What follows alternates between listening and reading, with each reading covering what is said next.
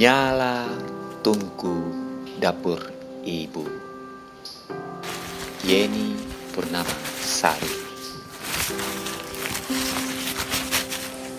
Seperti ku dengar gemeretak ranting, terpanggang api tungku di dapur ibu. Dan jelaga beterbangan tertiup saluang. Ialah di sudut rumah paling hangat itu.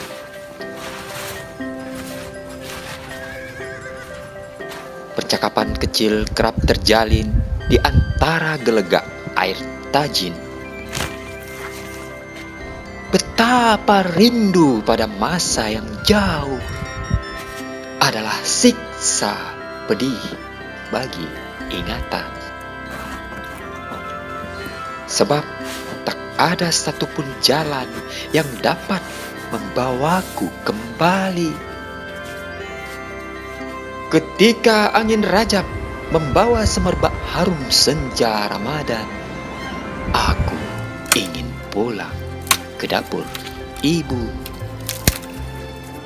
Duduk di hadapan tungku sebagai kekanak yang tak sabar tuntaskan lapar dahaga. Mendiamkan gigil di sekujur jiwa, berdiam dalam dekapan jantungnya, sembari menyimak zikir selawat yang dilantunkan anak-anak surau.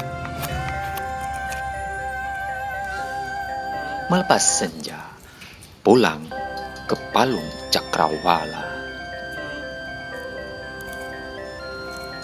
Tungku di dapur ibu, nyalakan api kenangan di kepala.